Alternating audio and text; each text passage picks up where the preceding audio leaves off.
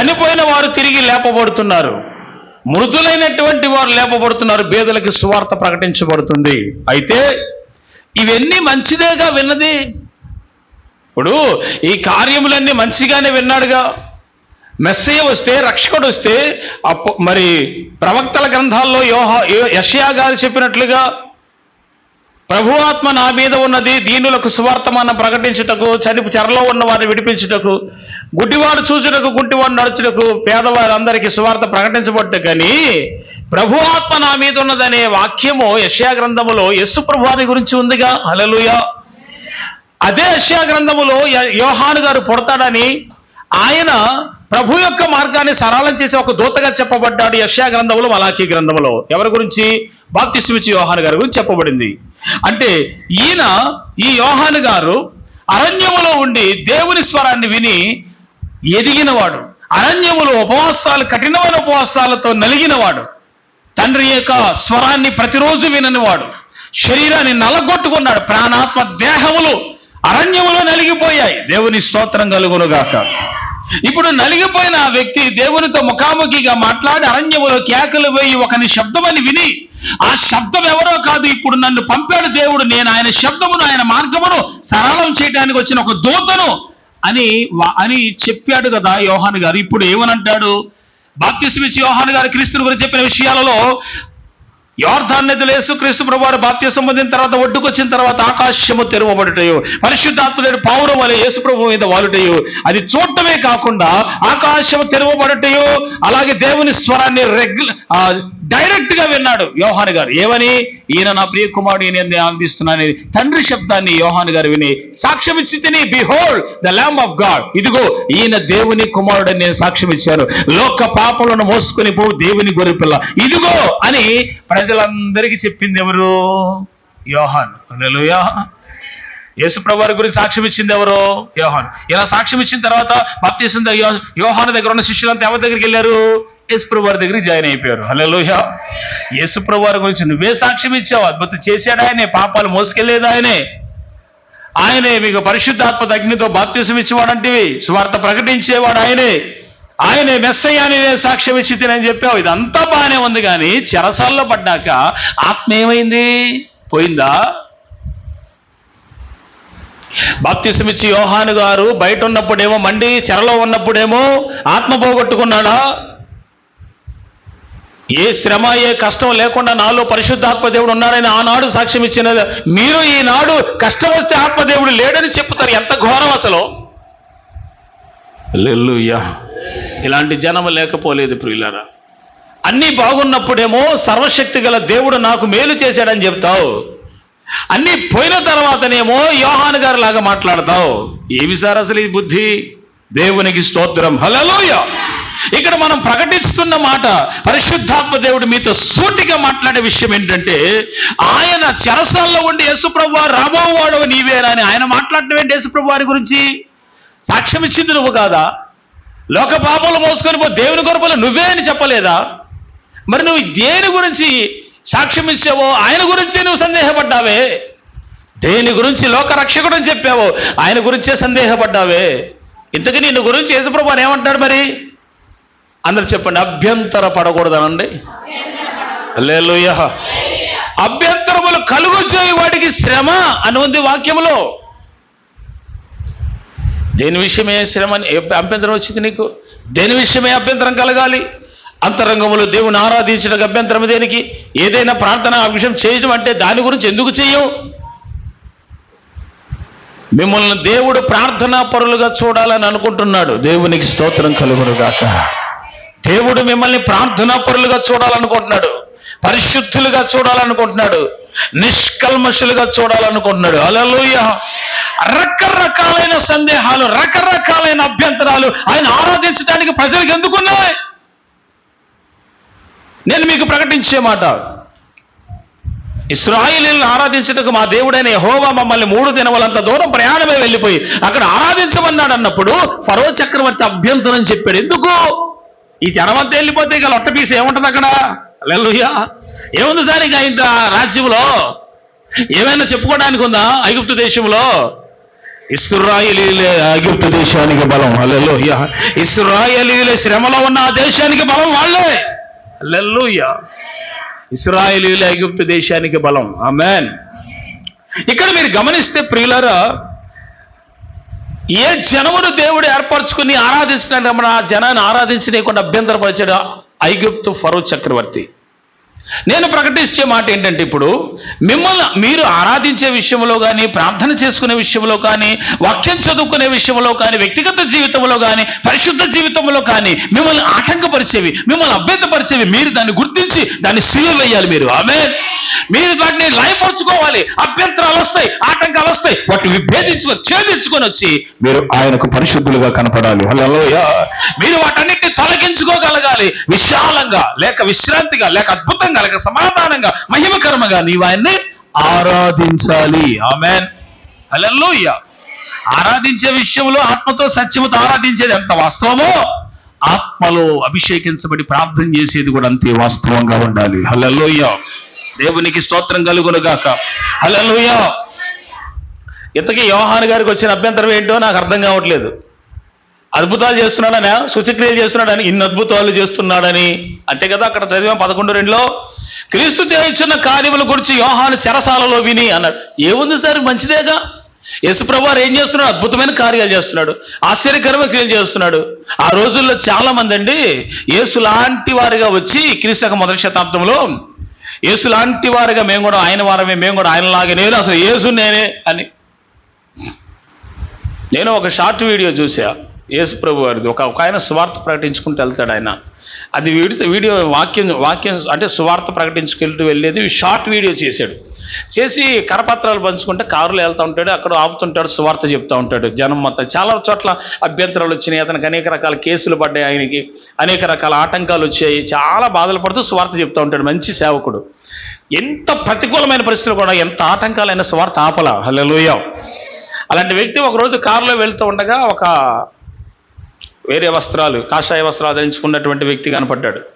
కనపడితే ప్రియులారా, ఇదిగో ఈ మంచి మాటలు చదువుకోండి, సృష్టికర్త యేసు ప్రభు నీకోసం ప్రాణం పెట్టాడని కరపత్రం ఇస్తే, ఏంటి నువ్వు అంది అన్నాడు. అంటే యేసు ప్రభు గురించి మంచి మాటలు ఉంచండి. యేసు ప్రభు నేనే అన్నాడు. ప్రభు ఎవరో కాదు, నేనే ప్రభు అన్నాడు. ఆడు భ్రమలో బతికేస్తున్నాడు నేను యేసు ప్రభునని. ఇట్ట మనుషుల్లో ఇలాంటి వాళ్ళు కూడా పోగైపోయి మేము దేవుళ్ళము అని చెప్పుకుంటూ బతికేస్తున్నారు, తిరిగేస్తున్నారు రోడ్ల మీద పడి.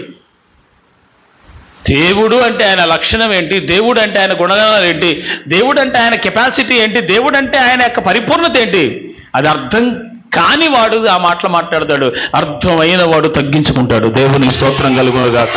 హల్లెలూయా. ఓ బాప్తిసం ఇచ్చే యోహాను గారు, నువ్వు ఎందుకు సందేహపడ్డావు? ప్రవక్తవేనా? అవును. స్త్రీలు కరిన వారిలో బాప్తిసం ఇచ్చే యోహాను కంటే గొప్పవాడు పుట్టలేదని వాక్యంలో ఉంది కదా. అలాగైతే పరలోక రాజ్యంలో మిక్కులు అల్పుడైన వాడు వాడికంటే గొప్పడు అన్నాడు యేసు ప్రభు. హల్లెలూయా. పరలోక రాజ్యంలో అల్పుడు కంటే, బాప్తిసం ఇచ్చే యోహాను కంటే అల్పుడే గొప్పోడంట పరలోకంలో. అంటే ఎంత ఘోరమైన హీన స్థితికి ఇంకా తగ్గించులో, ఇంకా అల్ప విశ్వాసి కంటే ఘోరం అంట యోహాను గారు. ఏంది సార్, ఎందుకు అంత ఇదైపోయాడు? ఏ రక్షకుడు భూమి మీద ఆయనే రక్షకుడు సాక్ష్యం ఇచ్చాడు, ఆ రక్షణ గురించి సందేహం ఎలా?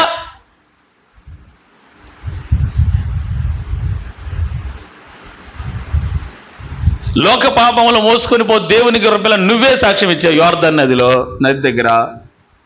ఇదిగో behold the lamb of God అనేటివి. మరి ఇప్పుడేమో సందేహపడుతుంటివి. ఏందయ్యా నీ బోధ? ఆయన మనిషి, అందుకే చెల్లించిపోయాడు. దేవుడు స్థిరంగా ఉంటాడు.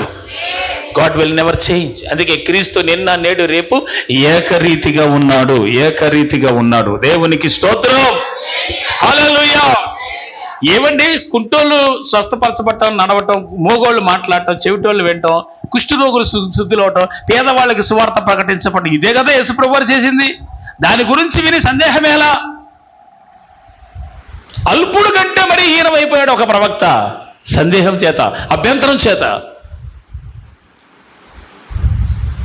హల్లెలూయా. యేసుక్రీస్తు ప్రభువారు దేవాలయంలోకి వెళ్ళి ఆయన అధికారంతో బోధిస్తున్నప్పుడు, అధికారము గలవాని వలె బోధించినప్పుడు అతని బోధకి శాస్త్రులందరూ కూడా అభ్యంతరపడ్డారు. ఆయన ఉపదేశాన్ని అంగీకరించలేదు. ఆయన మీద పూర్తిగా వ్యతిరేకులయ్యారు. హల్లెలూయా. అయితే ఇక్కడ మీకు చెప్పేది ఏంటంటే ప్రియులారా, అభ్యంతరం అంటే నేను చెప్పేది పవిత్రమైన అభ్యంతరము, వినయంతో కూడిన అభ్యంతరాలు కొన్ని ఉన్నాయి. వాటి గురించి నేను డిఫరెంట్గా మీకు వాక్యాన్ని ప్రకటిస్తాను. టైం చాలా అయిపోయింది. ఒక 10 minutesలో నేను వాక్యాన్ని ముగిస్తాను. శ్రద్ధగా ప్రియులారా మీరు చూడండి, జస్ట్ వినండి, రిఫరెన్స్లు అక్కర్లేదు. వినయంతో కూడిన అభ్యంతరం అనండి. అసలు ఈ పదాన్ని ఎక్కడైనా మీరు తెలుగు సాహిత్యంలో ఎతకండి. వినయంతో కూడిన అభ్యంతరం ఏమి సార్? అసలు అభ్యంతరమే అభ్యంతరం, దానికి వినయంతో కూడిన అభ్యంతరం ఏంటి సార్ అంటే ఉంది. అది పరిశుద్ధ గ్రంథం మాత్రమే చెబుతుంది. హల్లెలూయా. అందుకే దీని పవిత్ర గ్రంథం ఇది, దీనికి సాటి మరొక గ్రంథం లేదు. ఇది గ్రంథరాజం. హల్లెలూయా. ఉన్న గ్రంథాల్లో రాజు అని అర్థం. హల్లెలూయా. మీకు అర్థమవుతుందా గ్రంథరాజం అంటే? అయితే వినండి, కొర్నేలి మీకు తెలుసు, చర్మకారు ఇంటి దగ్గర పేతురు దిగి ఉన్నాడు. పిలిపించుకొని వాక్యం చెప్పించుకో దోత చెప్పాడు. కొర్నేలి 4 సైనికులు పంపించి పిలిపించుకున్నాడు పేతురు గారిని. ఇంటికి రావడంతో సాష్టాంగ పడ్డాడు కొర్నేలి సేవకుడు కాళ్ళ మీద. వెంటనే పవిత్రమైన అభ్యంతరంతో ఏమన్నాడు తెలుసా? వినయంతో కూడిన అభ్యంతరంతో, సహోదరా నేను కూడా నీలాంటి వాడిని, హల్లెలూయా, నీలాంటి మనుషులే, దేవునికే నమస్కారం చెయ్యని చెప్పాడు. గట్టిగా స్తోత్రం చెబుదాం అందరం. హల్లెలూయా. ఏంటి సార్ వినయం అంటే? మహిమంతా తీసి నీ జేబులో వేసుకోవటం ఏందిరా? హల్లెలూయా. ఈ మధ్య వీడియోలన్నీ ఎక్కువైపోయినాయి యూట్యూబ్లో. ఏంటో తెలుసా? ప్రతి షార్ట్ వీడియోలో జరిగిన చిన్న అద్భుతం వల్ల, దయ్యాన్ని వెళ్ళగొట్టి ఈ రోగాలు స్వస్థపరిచే మొత్తం వీడియో తీస్తే మహిమంతా ఎవడి జేబులోకి పోతుందిరా? ఒక స్వస్థత వచ్చింది, ఒక మేలు జరిగింది, ఒక కార్యం నువ్వు సాక్ష్యం చెప్తే అది వేరే విషయం, కానీ జరిగే మొత్తం వీడియో తీసి పెడుతుంటే ఒక్కొక్కటి ట్రోల్ చేసి చంపుతున్నారు కదరా. మహిమంతా అయ్యో ఇదంతా చేస్తుంది ఆయనేనా? క్రెడిట్ గోస్ టు పలానా pastor, some pastor, all credit goes to some pastor. జరిగిన ఈ మొత్తం కూడా ఇదిగో ఈయనే సార్ లోకమంతా చూస్తుంది కదా. నేను అంటాను ప్రియులరా, మహిమంతా రావాల్సింది నువ్వు దొబ్బేయటం కాదురా, యేసు ప్రభువుకి రావాలా. హల్లెలూయా. సమస్త మహిమ యేసయ్యకి రావాలి. హల్లెలూయా. ఒక అద్భుతం వెనక కానీ, ఒక స్వస్థత వెనక కానీ, ఒక ఆశ్చర్యకరమైన కార్యం వెనక కానీ మహిమంతా గ్లోరీ టు, ఈ మహిమంతా యేసుకే వెళ్ళాలని ఒక తృష్ణ, ఒక ఆశ, ఒక డిజైర్ నీకు ఉండాలా. హల్లెలూయా. నీకు చేసాడని నువ్వు కనపరచబట్టం కాదురా నాయనా, యేసుకు ఘనత రావాలి. హల్లెలూయా. అర్థమైందా అండి? సరే, ఇప్పుడు మీకు విషయం ఏంటంటే ప్రియులరా, పవిత్రమైన వినయం, పవిత్రమైన అభ్యంతరం, వినయంతో కూడిన అభ్యంతరం. ఆమేన్. వద్దు నీవు దేవునికి నమస్కారం చే, నేను కూడా నీలాంటి మనిషినే. ఇది సార్ అభ్యంతరపరచవలసింది. అక్కడ తెగ తినేస్తానికి ప్లేట్లు నిండా పెట్టి ఫంక్షన్కి వెళ్ళిపోయి బాగా తినేసే రకాల దగ్గర అక్కడ అభ్యంతరాలు పెట్టుకోరు. ప్రార్థన కంటేనే అభ్యంతరాలు వస్తాయి, సహవాసానికంటే అభ్యంతరాలు వస్తాయి, రకరకాలైన కారణాలు చెప్పేస్తూ ఉంటారు. వీళ్ళ విశ్వాసులు. నేను ప్రకటిస్తున్న మాట మీకు బాధ కలిగించినా నేనేం పట్టించుకోను, కానీ రైట్ వేలో మిమ్మల్ని తీసుకెళ్ళడానికి పరిశుద్ధాత్ముడు కోరుతున్నాడు. హల్లెలూయా. హల్లెలూయా. ఏ అభ్యంతరాలు నువ్వు పెట్టుకొని సన్నిధికి రాకుండా మానివేస్తే దానివల్ల ఎవరికి సార్ నష్టం? నీకే, మనకే నష్టం. 50 రోజులు నేను రోజు ఫాస్టింగ్ చేస్తున్నావా? మన సంఘాలు ఉన్న బ్రాంచ్ సంఘాల వాళ్ళకి ఏం చెప్పానంటే, మీరంటే రోజు రారు, మీకు డేట్స్ ఇచ్చామా. నందిగామ సంఘం వాళ్ళు రోజు రావాలి, వాళ్ళు ప్రతిరోజు 50 రోజులు రావాల్సిందే, ప్రార్థన చేయాల్సిందే. మీకన్నా 7 రోజులే, 50 రోజుల్లో 7 రోజులే వచ్చింది వాళ్ళకి. అది కూడా 7 రోజుల గ్యాప్తో, 7 రోజుల గ్యాప్తో 7వ రోజు రావటం. మళ్ళీ ఆశీర్వాదకరంగా వచ్చిన రాత్రి నెంబర్లు కూడా. హల్లెలూయా. సరే, అయితే అభ్యంతరములు పెట్టకుండా, కలిగించకుండా వస్తే తొలగించుకొని ఆయన ఆరాధించేటట్టు రావాలి మనం. దేవుని స్తోత్రం చెప్పండి. పేతురు ఏమైనా అభ్యంతరం చెప్పాడా? సైనికులు వచ్చారంటే జైల్లో పెడతారేమో అనుకున్నాడా? పేతురు తీసుకెళ్ళటానికి వచ్చి వాళ్ళ దర్శనం గురించి మాట్లాడి కొన్నేళ్ళ ఇంటికి తీసుకెళ్లారా లేదా? పరిశుద్ధాత్ముడు అభ్యంతరం చెప్పగలమన్నాడా? ఆటంకపరచకుండా వెళ్ళిపోన్నాడా లేదా? హల్లెలూయా. వినయంతో కూడిన అభ్యంతరం ఏంటో తెలుసా? కొన్నేళ్ళు సాష్టాంగ పడినప్పుడు పేతురు చెప్పిన మాట, నేను నీలాంటి మనిషినే. ఇలాంటి స్వభావం ఉండాలా. నేనేదో ప్రత్యేకంగా అన్నట్టుగా, నేనేదో గ్రేట్ అన్నట్టుగా అలాంటి ఏమి లేదు. యేసుక్రీస్తు ప్రభు ఎదుట మనమందరము క్రీస్తు ఎదుట సమానమైన పోలిక గలవారముగా ఒక రోజున మార్చబడబోతున్నాం. హల్లెలూయా. అందరం మార్చబడబోతున్నాం. ఆమేన్. హల్లెలూయా. కనుక ప్రియులారా, ఇది వినయంతో కూడిన అభ్యంతరం. కొంతమంది అంగీకరించారు, సర్లే లే నీవి చుట్టూవేనా బాబావేరా. హల్లెలూయా. కొంతమంది సేవకుల్లో నేను చూశాను, వాడు దండం పెట్టేస్తా అంటే అంటూ బలివళ్ళు లే చిచ్చి అట్లాంటి పని చేయబాకన్నా. లే. అప్పుడు నాకు ఇలాంటి సేవకుని చూస్తే మండిపోద్ది అసలు నాకు. దేవుని స్తోత్రం. సమస్త మహిమ యేసయ్యకి చెందాలి. ఆయన నువ్వు దొంగిలించి జేబులో వేసుకోవడం ఏంట్రా. హల్లెలూయా. ఈ ఉపవాస దినాలు మీకు ప్రకటించేది ఏంటంటే నువ్వెవరు కాదు నేనెవరు కాదు, అందరం బూడిదలో కూర్చోవాలా. సమస్త మహిమ యేసుకు చెల్లాలా, కన్నీటి ప్రార్థన చెయ్యాలా. దేవుని స్తోత్రం. హల్లెలూయా. పోరాడుటకు కలిసి ప్రార్థించుటకు కావలసిన సమయం మనకి ఇప్పుడు వచ్చింది. హల్లెలూయా. ఇక్కడ అన్నారు కానీ దైవజనులు బాణంలాగా దూసుకొని పోవాలా. దేవునికి మహిమ కలుగును గాక. సో ఇక్కడ ప్రియులారా, అభ్యంతరం కారణం అనేది యోహాను గారికి వచ్చింది. ఎందుకు వచ్చిందో అర్థం కాదు. దానివల్ల ఎంత నష్టపోయాడు. పరలోక రాజ్యాలు మిక్కిలి అల్పుడు కంటే అల్పుడుగా మారిపోయాడు కదా. పవిత్రమైన అభ్యంతరం లేక వినయంతో కూడిన అభ్యంతరం ఏంటో తెలుసా? పేతురు కాళ్ళ మీద కర్నూలుకి పడితే వద్దు, దేవుడికి నమస్కారం చేయమన్నాడు. అది వినయంతో కూడిన అభ్యంతరం. హల్లెలూయా. మీరు ఒక విషయం చెప్తానండి. మోషే గారికి 250 మంది విరోధంగా లేచినప్పుడు, ఆయన మీద వ్యతిరేక మాట్లాడుతున్నప్పుడు, నీతో మాత్రమే దేవుడు మాట్లాడినా మాతో మాట్లాడరా, మేము సర్వసమాజము పరిశుద్ధులే, మేము పరిశుద్ధులని ఒక్కళ్ళవే కాదు, యెహోవా నీతో నేను మాట్లాడితే మాతో కూడా మాట్లాడగలడు అని అంటున్నప్పుడు సాష్టాంగ పడతాడు మోషే వాళ్ళందరి ఎదుట. హల్లెలూయా. హల్లెలూయా. ఇక్కడ నాకేం కనపడుతుందంటే వినయంతో కూడిన అభ్యంతరం. హల్లెలూయా. సాష్టాంగపడ్డాడు మోషే. ఆ ప్రజలందరికీ ఎదుట ఒక దైవజనుడు సాష్టాంగపడ్డాడు. దేవునితో మాట్లాడే, ముఖాముఖిగా మాట్లాడేవాడు, అభిషేకించబడిన వాడు, దేవుని స్వరాన్ని రోజు వినగలిగినటువంటి వాడు. ఆమేన్. ఇంత గొప్ప దైవజనుడు, ప్రత్యేకించబడిన వాడు, దేవుడిచే పిలువబడిన వాడు సాష్టాంగపడ్డాడు వ్యతిరేకమైన జనం ఎదుట. దీన్ని ఏమంటారంటే పవిత్రమైన అభ్యంతరం చెప్తున్నాడు. కాదు అయ్యా, నేను అలాంటి వాడిని కాదయ్యా. మీరు నన్ను హెచ్చించారు బాబు నాయనా, మీరు నా గురించి ఇంత మాట్లాడుతున్నారు, నేనేం గొప్పవాడిని కాదయ్యా. పవిత్రమైన వినయంతో కూడిన అభ్యంతరం. ఆయన మీద ఎన్నో నేరాలు మోపారు. సాష్టాంగపడ్డాడు, వినయంగా తగ్గించుకున్నాడు. అపోస్తలుల కార్యముల గ్రంథం, నేను ఈ చివరి మాట చెప్తున్నాను. The book of Acts,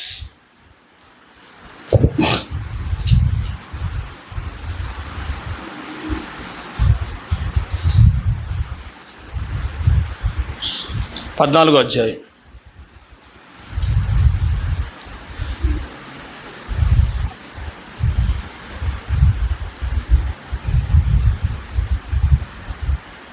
పదమూడవ వాక్యం.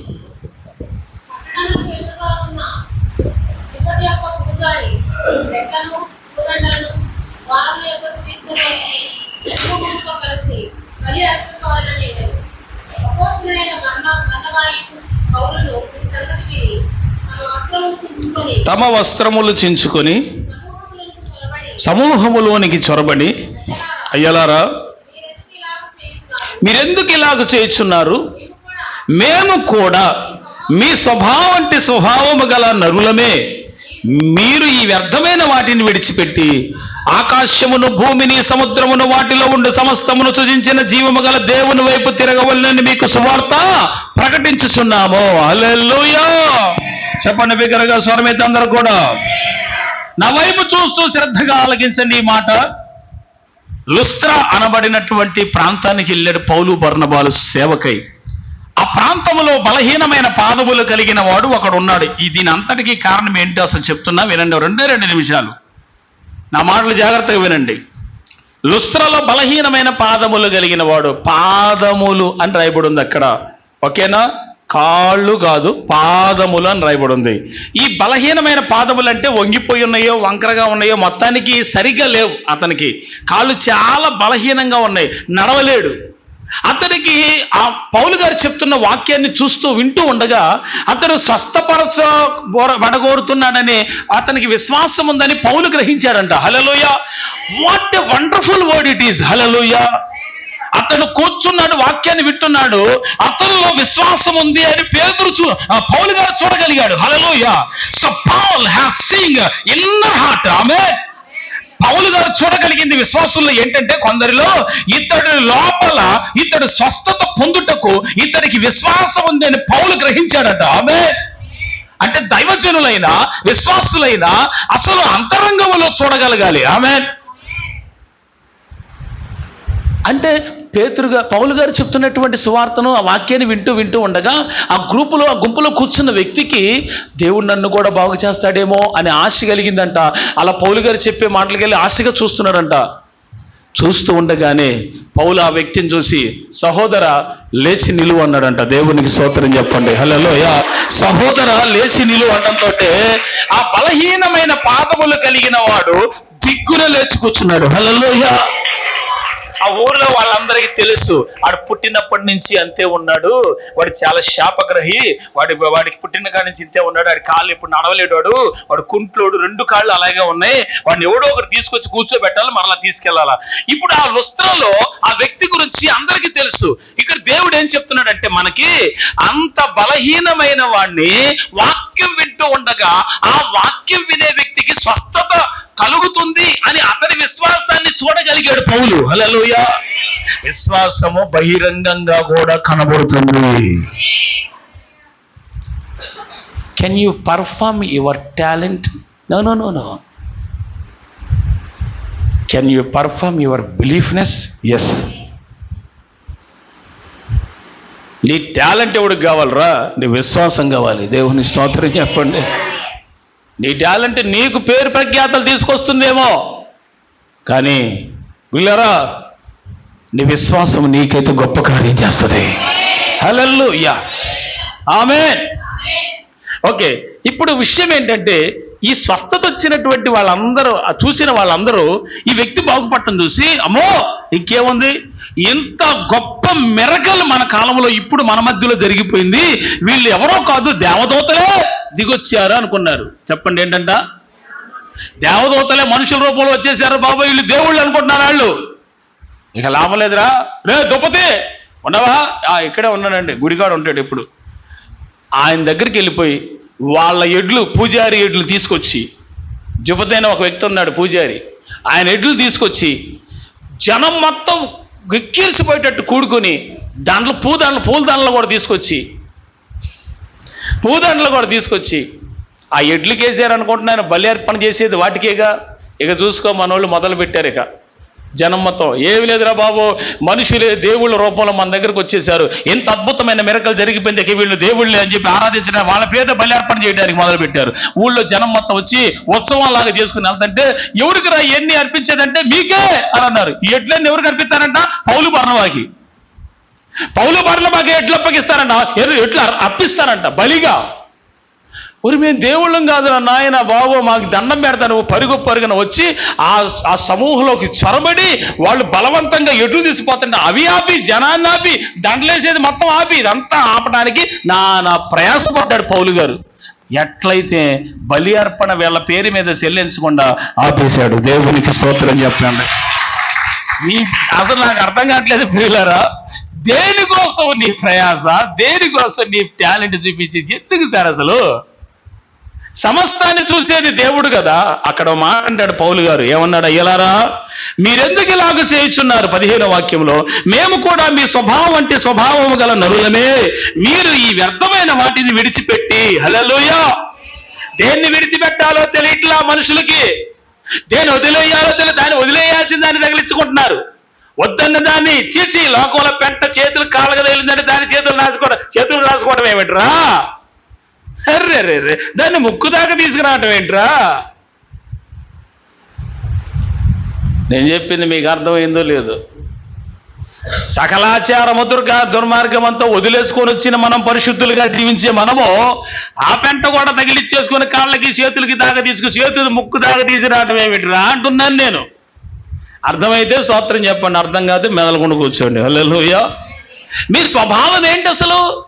అయ్యా మేము నరులమే, నీలాంటి మనుషులమే, మాకెందుకయ్యా ఎడ్లు బలి అర్పణ, మేము దేవుళ్ళం కాదు. దీన్ని ఏమంటారు? పవిత్రమైన అభ్యంతరం. అభ్యంతరం చెప్పారు, రే మహిమ దేవునికి రావాలి, మాకు కాదు. ఎడ్లు బలి అర్పణ ఆపేశారు, చాలా ప్రయాసపడ్డారు. ఆ మాట చదవండి, అక్కడ ఉంటుంది 18.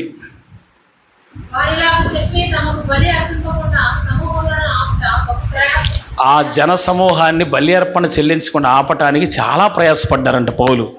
అయితే నేను మీకు ప్రకటించే మాట ఏంటంటే 16, 17 చాలా ప్రాముఖ్యమైన విషయాలు వాక్యంలో. చదవండి 16.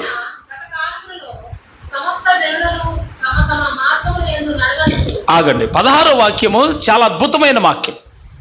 గత కాలములో అనే మాట అంటే పాత నిబంధన కాలములో జరిగిన కాలమంతా పోయిన కాలమంతా దేవుడు తన మార్గములో ప్రజల్ని నడవనిచ్చాడంట. సరే, ఎట్లా నడవనిచ్చాడు? ఆయన గత కాలంలో సమస్త జనులను తమ తమ మార్గంలో ఏందో నడవనిచ్చాడు. వాళ్ళు ఏ మార్గంలో నడిచారో వాళ్ళకి ఇష్టం వచ్చినట్లుగా వెళ్ళారు. గతంలో నీవైనా నేనైనా మన ఇష్టం వచ్చిన మార్గాల్లో మనం వెళ్ళాం. కానీ యేసు నరిగిన తర్వాత యేసు మార్గంలోకి వచ్చాం. హల్లెలూయా. ఈ మార్గం పవిత్రమైనది, పరిశుద్ధమైనది. హల్లెలూయా. ఓకే, 17 చదువుదాం. అయినను ఆయన ఆకాశం నుండి మీకు వర్షమును ఫలవంతమైన ఋతువులను దయచేయచ్చు, ఆహారం అనుగ్రహించుచు, ఉల్లాసముతో మీ హృదయములను నింపుచు, మేలు చేయుట చేత తన్ను గూర్చి సాక్ష్యము లేకుండా చేయలేదని బిగ్గరగా చెప్పిరి. హల్లెలూయా. హల్లెలూయా. ఈ సువార్త ఎవరికి చెప్పారు? పౌలు బర్నబాలు కలిసి లుస్త్రాలో ఉన్న జనముకి చెప్పారు.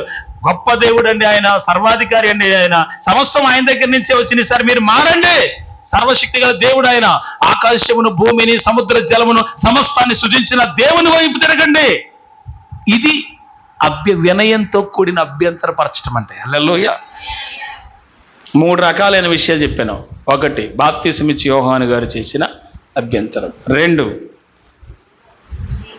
పేతురు గారు వినయంతో కూడిన అభ్యంతరం, వద్దు నాకు నమస్కారం చేయొద్దని. పౌలు గారు వినయంతో కూడినటువంటి అభ్యంతరం. మోషే గారు పవిత్రమైన అభ్యంతరం. హల్లెలూయా. ఇవి సార్ అసలు వాక్యంలో ఉన్న మర్మాలు అర్థం చేసుకోవాల్సింది. దేని విషయమై నువ్వు అభ్యంతరం పెడుతున్నావు? మీకు విషయం చెప్పనా? నా వైపు చూడండి, ముగించేద్దాం. మీకు విషయం చెప్తా, లాస్ట్ మాట. మీకు అందరికీ తెలుసు, షడ్రక్, మెషక్, అబేద్నెగో, అదే హనన్య, హజారియా, మిషాయేలు, వాళ్ళు బబులోను దేశంలో ఉన్నప్పుడు దేనికి అభ్యంతరం చెప్పారు చెప్పండి? దేనికి అభ్యంతరం చెప్పారు? మరి అధికారం ఇచ్చినప్పుడు ఎందుకు అభ్యంతరం చెప్పలా? హల్లెలూయా, స్తుతి మహిమ, అది అధికారము గనుక తీసుకుందామంటావా? మరి దానికి ఎందుకు అభ్యంతరం చెప్పలా? అభ్యంతరానికి ఆశీర్వాదానికి ఉన్న తేడా ఏంటో అర్థం కావాలి ముందు అసలు. హల్లెలూయా. ఇప్పుడు వాళ్ళు అభ్యంతరం పెట్టింది వాళ్ళ దేవుళ్ళకి అర్పించినటువంటి వాటి విషయంలో నెబుకద్నెజరు కాలంలో అవన్నీ కూడా అక్కడి నుంచి వచ్చినాయి కనుక ఏం చేశారు వీళ్ళు? ఇవి తింటే మేము అపవిత్రపరచబడతాం, వద్దు, మాకున్న పవిత్రత పోద్ది, మేము పరిశుద్ధంగా ఉండాలి, మమ్మల్ని మేము కాపాడుకోవాలి. ఏ విషయంలో అభ్యంతరం పెట్టారు? తిండి విషయంలో. ఆమేన్. వద్దురా బాబు, మేము అపవిత్రపరచబడిన వాటి వల్ల. మరి నువ్వు, మరి మనం, వాళ్ళని అపవిత్రం చేసే వాటికి అభ్యంతరం చెప్పారు. అక్కర్లేదు, ఎక్కడ చెప్పాలో కూడా మనకు అర్థం కావాలి. అది దేవుని స్తోత్రం కలుగునుగాక. కనుక ప్రియులారా, ఇలాంటివి చాలా ఉన్నాయి బైబిల్లో. ప్రభు ఈ మాటలు దీవించునుగాక, ప్రభువును దీవించునుగాక. ప్రార్థన చేసుకుందాం, తల్ల ఉంచుదాం. Thank you holy spirit.